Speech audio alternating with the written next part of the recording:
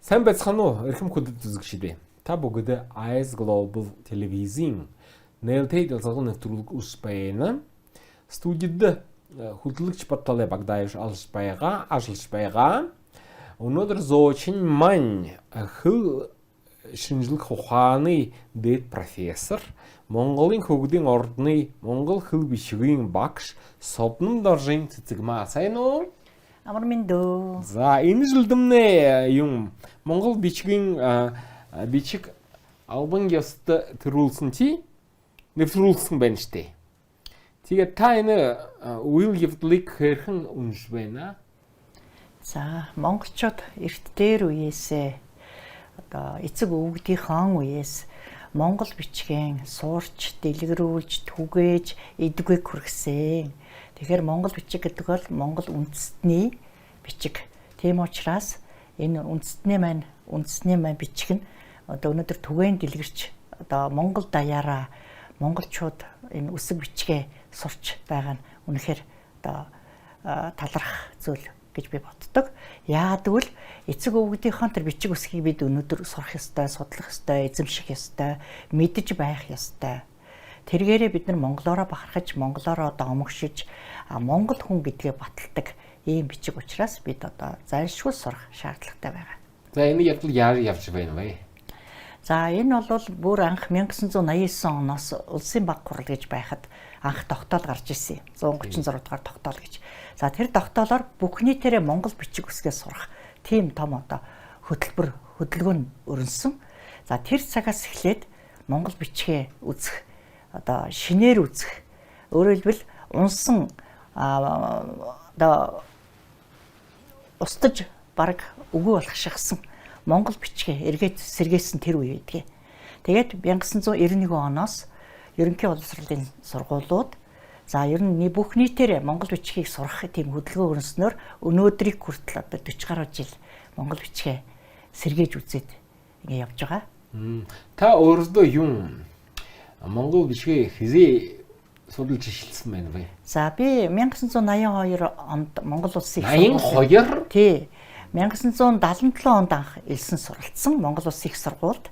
1982 онд төгссөн 5 жил. Тэр үед багшлаг байсан юм. Тийм. Тэр үедээ би Монгол улсын их сургуулийг төгсөөд тэгээ Монгол бичгийн сонгон гэдэг ангийг дүүргээд тэгээд тэр цагаас хойш монгол бичгээсээ салаагүй өдөө хүрч яваа. Тэр үед ийм хүмүүс хомор байгаа штэ тий. Тий. Тэгвэл ерөөсөө манай Монгол улсын их сургууль, багшийн их сургууль, энэ боловсролын сургуулиуд, ихтэй сургуулиуд чинь түүх нийгэм монгол хэлний анги нь бол бүгд л монгол бичгийг давхар үзээд төгсдөг байсан. Тэгээд тэр цагаас хойш монгол бичгийн хэрэглээ байхгүй байсан боловч 89 оноос хойш одоо хэрэгжилж эхлэх тэр түүхэн шийдвэр гараад тэр цагаас хойш одоо өдгөөг бараг 40 50 жил болж байна. Одоо ер нь бол тэгээ 91 оноос сэргээн баттгаж одоо сэргийхэн одоо чиглэлээр одоо сургалтууд явж эхэлсэн. Тэр цагаас эхлээд 1991 оноос 1-р ангиас монгол бичиг заах ёсноор одоо өдгөө 44 жил болж байна да. Энэ хэрэгмнээ хинээ гавьяа болно вэ?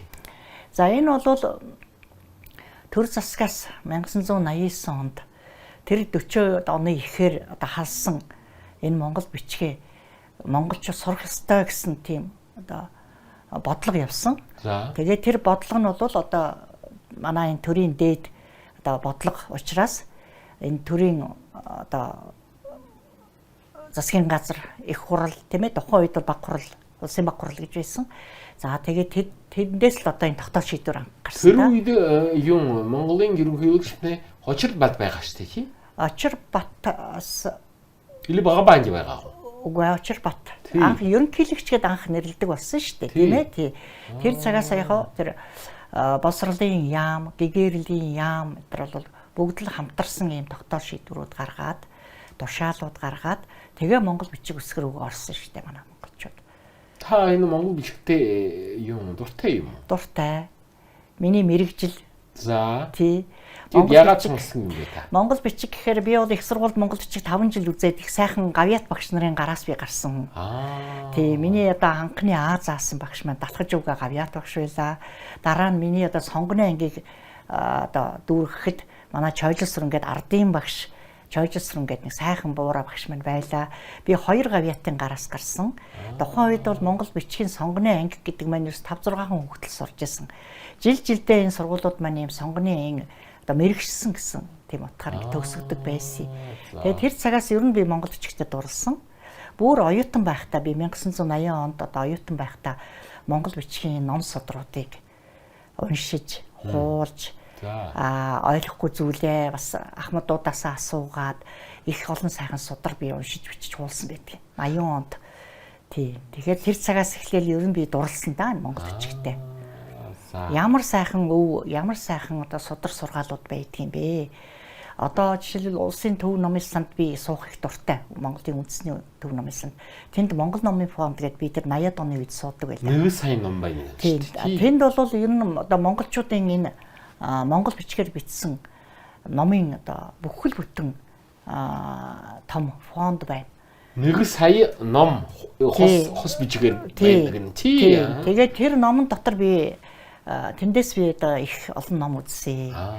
Ерөөсөө л одоо энэ монгол бичгээр хэвлэгдэн гарсан эрдээд үеийг өвгдээдсийн сургаалын судрын зохиолуудыг их үзэж харж уншиж тэндээсээ би бараг одоо сэтгэл ханамж сайхан авдаг байлаа. Яагад бол дуртай учраас. Тэгээ их олон судар би хуулж бичсэн байдгийг монгол бичгээс. Тэр үед чинь би оюутан байсан. Тэгэхээр одоо үндэсний төв номын сангийн ховор хуучин номын үнэт номын музей гэж байдаг. Тэнд 9 эрдэнээр уралсан, 9 эрдэнээр бүтээсэн манай Монголын түүх соёлын одоо дурсгал бичгүүд байна. Тэрийг би энэ одоо хүүхдүүдэд үзүүлдэг.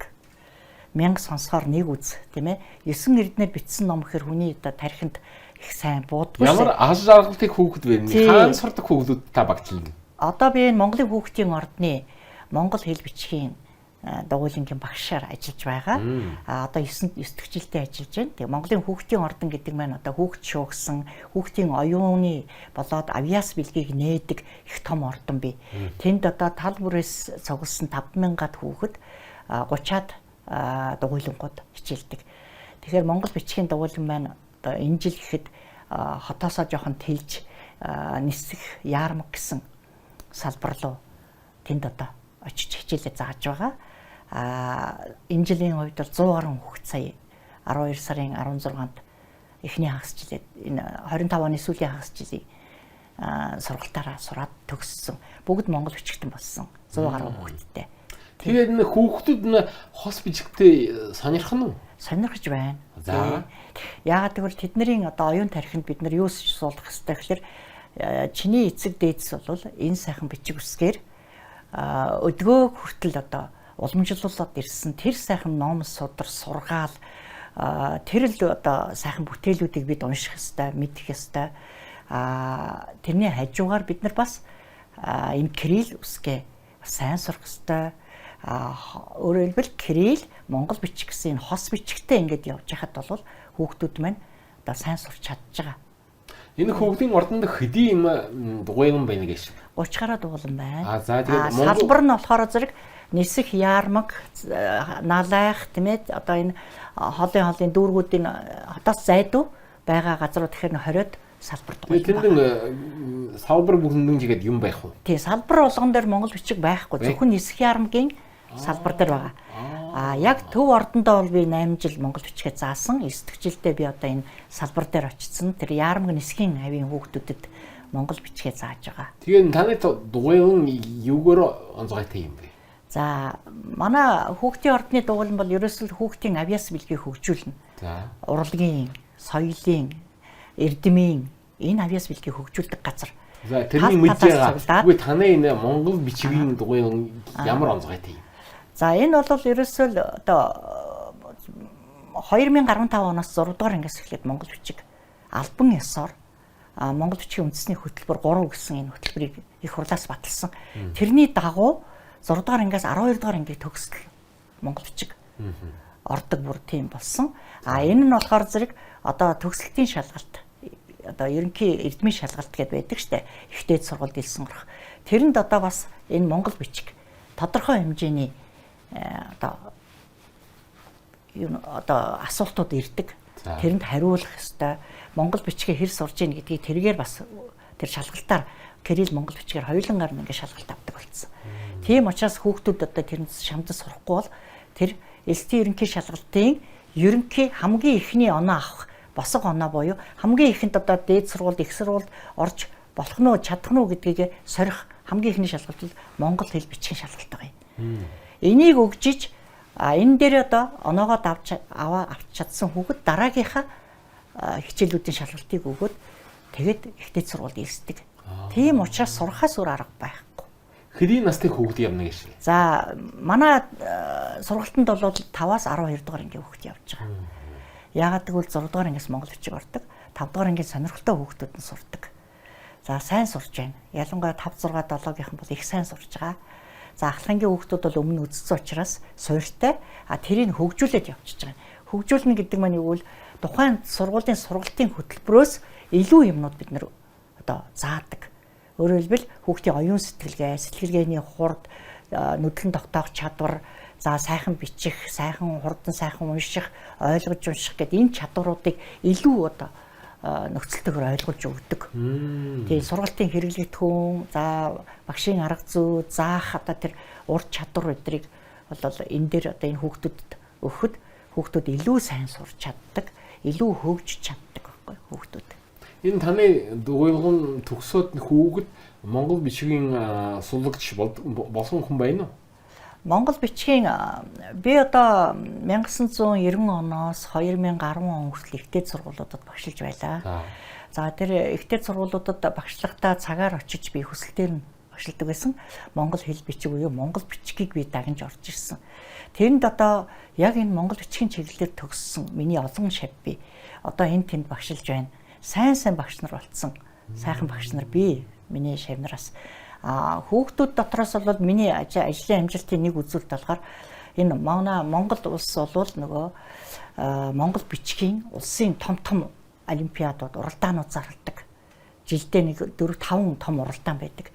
Тэрэнд миний одоо хол бичгээр. Тий. Монгол бичгээр, дан монгол бичгээр.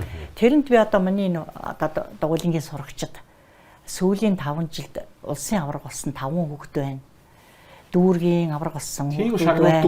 Тий. Монгол бичгийн тэрүүний унших шалгаруулах улсын уралдаан гэдэг миний зохион байгуулдаг уралдаан энэ жил 20 дахь уралдаан болно 5 сард. Мөн Монголын сайхан бичигтэн гэдэг улсын уралдаан хүмүүн бичгээр монгол бичгээр гардаг сонингоос зарладаг. Энэ уралдаанд ганцхан Монголын иргэнээр хаваад юм бол гадаад улсаас ирнэ. Орно. Тий. За хэд ирнэ вэ? Жишээлбэл одоо Гандан Тэгчлэн хийдийн миний монгол бичиг гэдэг улсын уралдаан бий. Энэ жил 10 дахь нь болох юм. 4 сард. Тэнд одоо Бурят, Халимаг, Тува, Өвөр Монгол эдгээр ирж оролцдог. Тий, энэ маань олон улсын монгол бичигтний уралдаан байхгүй. Тий, тэгэхээр ганцхан Монгол дотор биш. Тий. Тэгээд тэндээс бол одоо манай энэ хөрш орнуудын энэ монгол бичигтэнгүүд ирж оролцож их сайхан оролцдог, их амжилттай явдаг, их дурлсан тийм одоо хүмүүс байдаг. Ер нь тэр уралдаанд оролцож байгаа хүмүүс. Тэгэхээр миний энэ хүүхдүүдээс бол тэр хүүхдийн одоо дунд сургуулийн хүүхдүүдийн насны ангилалд ерөнхий улс төрийн сургуулийн одоо хүүхдүүдийн дунд бол одоо авраг болсон олон хүүхд байна. Нэрэн нэрлээ тий. Нэрэн нэрлж болно шүү дээ. Болно. Одоо Анунгоо гэд байна. Уншлын улсын уралдааны авраг байна.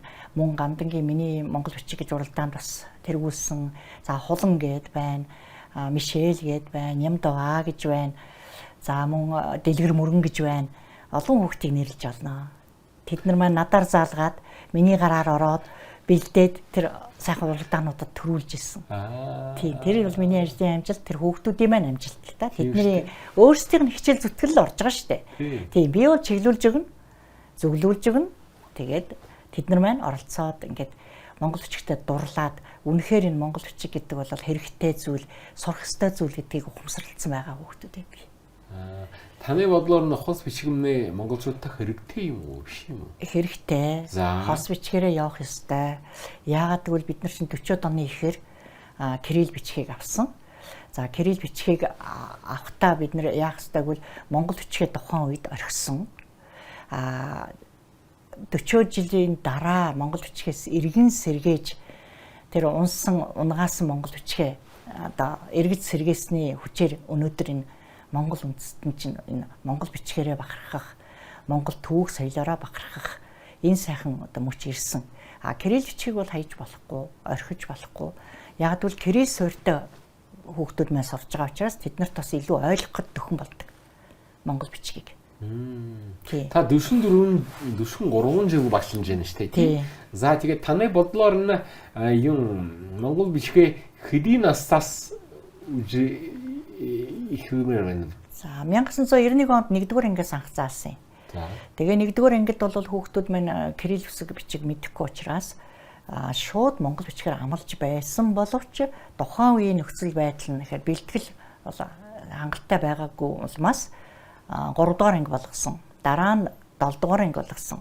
Тэгээд 5-р анги болгосон. Тэгээд 6-р анги дээр 2015 оноос эхлээд зааж байгаа.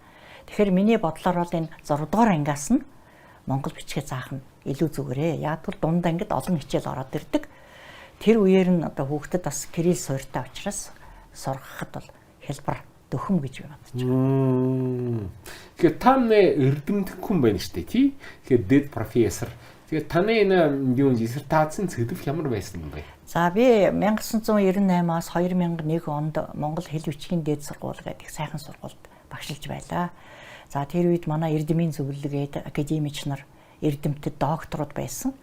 За тэр 98 оноос 2001 оны энэ 3 жилийн хугацаанд би багшлагатай дандаа монгол хэл бичиг англи, франц, герман хэл давхар ингэж үздэг ийм ангийн багшилж исэн оюутнуудад. За тэр оюутнууд маань өнөөдөр их сайн багш нар энэ тэнд байна. Их сайхан одоо монгол бичгээ зааж байгаа. Хажууд нь одоо франц, герман, англи хэлээ бас заагаа явж байгаа багш нар байдгийг.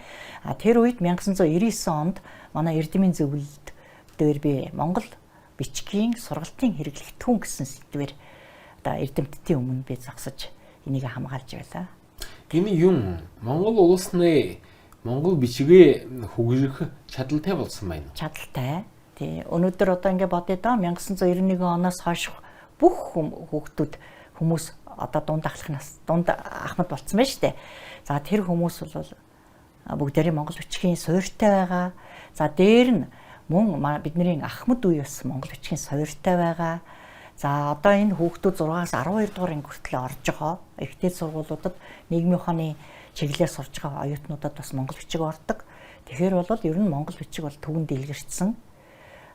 Тийм учраас монгол бичиг бол одоо энэ дахиад ингэж одоо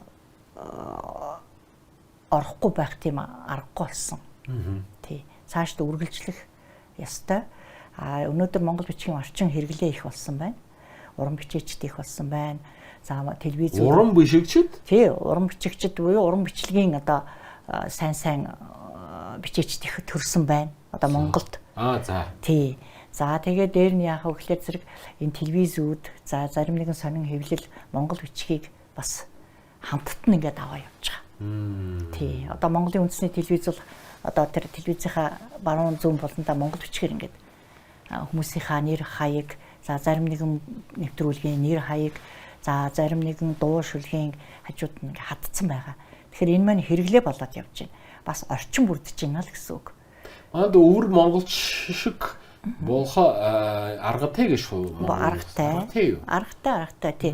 Өвөр монголчууд бол өнөөдөр монгол бичиг үсгээ бол авч үлдсэн улс. Биднээс илүү авч үлдсэн. Ер нь тэгтээ бид ямар ч хэлсэн нэхэж байна. Бидний хойноос нэхэж байна. Монголчууд монгол бичгээ сурыг гэсэн тэр одоо бодол санал одоо санаа санаачлал бол их болсон байна. Энд тэнд сургалтын төвүүд их олон болсон байна. За мөн монгол бичгийн ном судрууд их олон хэвлэгдэж гарч байна. Энэ тэгэхээр орчин хэрэглээ хоёр бүрдээд ирвэл монголчууд ер нь монгол бичиг рүүгээ эргээд одоо ингээд бүгдээрээ санаа сэтгэл шулуутах юм бол чадна гэж би боддог. Энэ хоёр бичлэгээ дунд кирилл монгол бичиг ямарнын чухал байх ёстой вэ таны бодомж? Хоёулаа чухал. За. Хоёулаа чухал. Яагаад гэвэл кирилл бол яг хөө суур болж байгаа. Тэгээд ч одоо кириллээр 40 мянган оноос эхлээл бид нэр одоо явж штэ тийм ээ. Монгол бичгээ бас яг зэрэгцүүлээд аваад явах хэрэгтэй. Тэр нь илүү чухал гэх юм бол байхгүй. Хоёулаа чухал. Тэгээ ялангуяа монголчууд бол монгол бичиг үсгээрээ одоо хооштой цаашдаа бол төрийн албан хэрэгээ хөтлөх мөн төрийн албан хэрэгээ хөтлөхөөр төрийн албан хаагчид бүгд сурч бүгд мэдж авахгүй бол болохгүй байгаа гэсэн энэ ухамсар сэтгэлгээ бол монголчуудын тархинд суудсан байгаа. Тий. Тэгэхээр аль аль нь чухал. Тий. Бид одоо монгол бичгийн чухлааг кириллийг хайж болохгүй. Кириллийн чухлааг монгол бичгээ хайж болохгүй. Тэгэхээр тэр хоёр хүнийг нэгний юм болохгүй юу? Болохгүй. Одоо нэгэнд ингээд одоо монгол үндэстэн өөрөө монгол бичгээ аваа явж байгаа цагт бол монгол бичгээрээ л явах хэрэгтэй. Ер нь бол тэгэхдээ бид бол одоо өнөөдөр дэлхийдээ хөл нийлэхийн тулд тийм ээ гадаад хэл сурч байна, кирилл үсгэгчтэйгээ байж байна.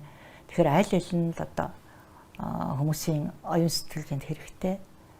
Тийм зарим зонд хөвнө штэ нэг юм кириллээ мартаад латин бол юм штэ. За тийм латиныг бол 30-40 оны үеэр Монгол улс ч бас латин авсан юм. За. Одоо энэ бас манай энэ Бурятова одоо энэ төрөлнөгтэй авсан. Богинохон хугацаанд 30-40 оны үеэр авч үзсэн. Тэгэхдээ тэр бол цагийн шалгарлаар болохгүй байна гэдгийг л одоо тэгээд халсан. Өнөөдөр бол одоо ингээл латин англи хэлтэй одоо англи хэл чинь латин үсэг суурь дээр байгаа штэ. Өнөөдрийн хүүхдүүд бол англи хэлээр одоо их орчин бүрдсэн хэрэглээ нь бас байгаа учраас англи хэлийг их сайн сурж байгаа. Тэгэхээр зэрэг латин бичгээ бид нар тэр үедээ орхисон. Монгол бичгээ орхисон. Кирилл бичиг гэдэг одоо бичгээ авсан штэ. Тэр цагаас эхлээд л ерөөсөө энэ бичиг үсгийн шалгарал гэж байна л да. Аль хэл нь болж байна, аль хэл нь болохгүй байна. Аль нь тохирч байна, аль нь тохирохгүй байна, аль нь зөгцөж байна. Тийм ээ. Тэр зохицлыг ингээд хараад үзэхээр зэрэг ерөөсөө шалгарсан монгол бичиг, кирилл бичиг хоёр л болчиход байна шүү дээ. Тэгээ латиныг бол яг хаа тухайн үедээ авч хэрэгжилсэн нэг богинохон хугацаанд. Тэгэхдээ та ганц л Монголдоо багшлна биш та гадаад улсуудаар явж бас багшилсан байна ч тий. Тэрнээ ярьж өгөөч. За би 1991 онд Улаан Бурятын одоо Чита гэдэг Читамужийн агийн тойрогт 91 оны 8 сарын 25-наас 3 дугаар сарын 1 хүртэл агийн тойргийн багш нарт багангийн багш нарт тэд нар маань монгол бичиг заахаар тэгж төлөвлөгдөд над дээр одоо ирж сурсан. Тэгээд тухайн үед бол тэр агийн тойргийн багш нар маань их сайн сурсан. Нийтдээ энэ Монгол улсны юм монголчуудны монгол бичгтээ таалагдмаар таалагдана тий. Монгол бичгээ бол таалахаас өөр арга байхгүй шүү дээ. Монгол хүн чинь тийм ээ. Кирилл бичиг бол өнөөдөр бид нэр одоо дэлхийн нийт жоохон ер нь Орос, Болгар манай гурвал кириллээр бичдэг шүү дээ. Тийм ээ. Тэгээ яг хаа тэгээд дэлхийдээ хөл нийлэхэд бас энэ кирилл бичиг гадаад хэл эдгээр чи бүгд л одоо нэмэртэй нөлөөтэй. Ер нь бол цаг үетэйгээ дэлхийн энэ технологийн зуунд бол бид нар наацхнуудаа гар утсан дээр ихэд монгол бичгийн их олон аппликейшнууд бий болцсон байна. Тэгэхээр тэрийг ч одоо эзэмшиж гин хүүхдүүд. За компьютер захин бичвэрүүд гэдэг одоо бас л монгол бичиг нэлээд одоо олон янзын одоо аппликейшнуудтай болцсон байна. Тий. Тэгэхээр одоо энэ маань одоо орчин их бүрдэж гин хэрэглээ их болцсон байна. Тэгэхээр одоо монголчууд яалтчгүй цуснд нь ясанд нь бас нэг монгол бичиг гэдэг миний эцэг өвгдийн бичиг байгаа гэдгийг л одоо тархиндаа ингээд суулгацсан байгаа учраас тэднэрт бас сурахад төхөмтэй. Монгол бичгийг зарим нь яг хэцүү, хүнд, хуучин тийм ээ бичиг яриа нэг зөрдөг адармаатай үг ихтэй энэ төр гэж хэлдэг. Ер нь альва хэлэнд бичгийн хэл ярианы хэл гэж хоёр байгаа шүү дээ. Бид нар англи хэлийг тийм ээ O-N-E гэж бичээд one гэж уншиж байгаа шүү дээ. Тэрнтэй адилхан биш юм ахэд төрлөх хэлээрээ бид нар монгол бичгээ үзэж байгаа хүмүүс чинь тэрийг одоо тэгж дорд үзэж болохгүй юм байна. Их хэлээ дорд үзнэ гэдэг чинь бол эцэг ихээ, инкриурсэ, элгэн садна, эх орноо голсонтой адил. Хүн их хэлээ л одоо голох юм бол чи эх орноо голж байна. Тийм ааз. Эх орон гэдэг чинь их хэлээр ярихыг хэлж байгаа шүү дээ, тийм ээ. Тий. Тэгэхээр зэрэг эцэг эхийн голсонтой адил гэж би бас боддог. Эх орон, эцэг эх, инкреурсэ, элгэн садна голж байна. Энэ миний бичиг биш. Энэ монгол бичиг чинь дэмий гэж ингэ хэлдэг. Тийм хүмүүс одоо арай байхгүй болсон байх гэж би бодож байгаа шүү дээ. Тий. Тэгэхээр зэрэг их хэлээрээ зөв сайхан ярих гэдэг бас их чухал болоод байна. Өнөөдөр хитрхи их одоо гадаад хэлээр гангарж байгаа залуучууд байна, хүүхдүүд байна. Тэгэхдээ орчин юм ч одоо өөр яах вэ дээ, тийм ээ? Тэгээ гадаад хэлээр гангарч болно. Тэгэхдээ эхлээд их хэлээ сайн сурч байгаа. Их хэлээ сайн сурсан хүн гадаад хэл сурахад хамгийн их төхөмтэй. Яагаад гэвэл чи их хэлээрээ сэтгэж гадаад хүндээ орчуулж өгнө. Гадаад хүн чамаас монгол ахуй асуухад чи монголынхаа ямыг мэдчих шаардлагатай. Тэгэхээр гадаад хэлээ сурахын суурь бол их хэл юм байна шүү дээ. Монгол хэлээ сайн сурч иж орчуулга хийн мөн тэрийг хүнд ойлгуулж чаддаг. Тэгэхээр бид нар яах ёстой вэ? Ерөөсөө их хэлээ сайн сурчих, суурьаа сайн тавьчих. Тэгээд гадаад хэлийг бол хэдэн ч хэл үзэж болно шүү дээ хүн. Тэгээ одоо энэ 6 дугаар ангиас үзнэ гэдэг чинь бол ерөөг тийм л байгаа байхгүй юу? Их хэлээ сайн сурчих. Тэгжиж дараа нь гадаад хүнтэй харьцах, гадаад орчинтой харьцах, гадаад дэлхийтэй харьцах хөл нийлүүлж алхахад бид нар өнөөдөр бас одоо яалтчгүй энэ 2 дахь 3 дахь хэл хэрэгтэй л болтгий. За Сэлгмаа багчаа. Энэ таны дугуйнд хаана яаш хүн явах аргатай байна. За энэ бол одоо бол би Нисэх Яармаг гэсэн салбар хотын одоо урд хэсэгт байгаа. Нисэх Яармгийн салбар гэдэг. За тэрэн дээр болохоор Яармгийн салбар нь болохоор хан уул дүүргийн 5 дугаар хоргон дээр хичээлдэг. Нисхийн салбар нь болохоор 7 дугаар сургуулийн байранд хичээлдэг. Тий. Тэгээ тэнд хүүхдүүд элсэж орж болно. Одоо 1 сарын 15-наас бид нэр элсэлтээ авч эхэлнэ. Дахиад шинэ элсэлт авна. Тэгээ тэнд бол сурыг гэсэн сонирхолтой хүүхд хаанаас ч ирж сурч болно. Мөнгө тийм үү?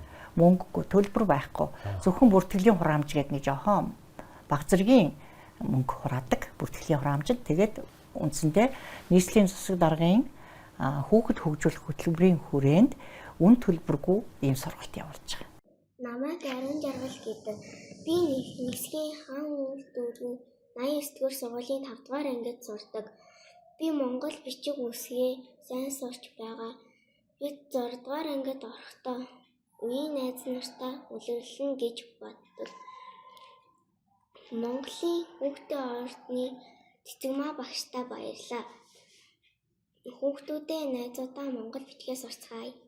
Манай ярилцлагын дуслаа шүү дээ.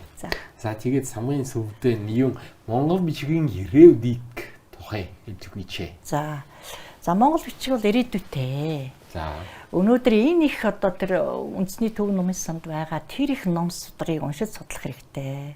За тэндээс их олон сайхан ухаарлыг олж авах хэрэгтэй. За дээр нь одоо өнөөдөр энэ монгол хүн монгол бичиг үсгээ сурахгүй бол дэлхийд бод гадаадд соёлт гүрнүүдэд бид нар шоологдох гээд байна. Тийм учраас одоо ирээдүйн бол би өнөөдөр ном хэвлэл энэ цахим за тэгээ сургалтууд бас монгол хүний ухамсарт монгол бичгээр сурчсан гэсэн хүмүүсийн тэр бүх сэтгэлийн тэр одоо өнгө эсвэд бол ирээдүйтэй гэсэн юм одоо байдалтай байгаа шүү дээ. Ер нь ирээдүйтэй.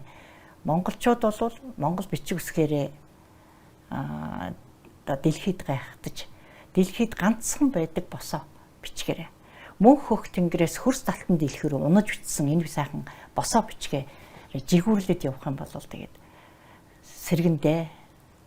За Сэлгмаа багчаа. Энэ таны өндөр ажлаа амжилт хүсье. За хүндэт үзэгчдээ та бүгд IELTS Global-ийн NLT ялцлагын нэвтрүүлэг үзлээ. Өнөөдөр студид хөтлөгч Батлан Багдаев хажуулав. Өнөөдөр манай зочин хэл шинжлэх ухааны дээд профессор, Монгол хөгжлийн ордны монгол хэл бичгийн багш, өндөр нэртэй Содон доржийн Сэлгмаа баярлаа.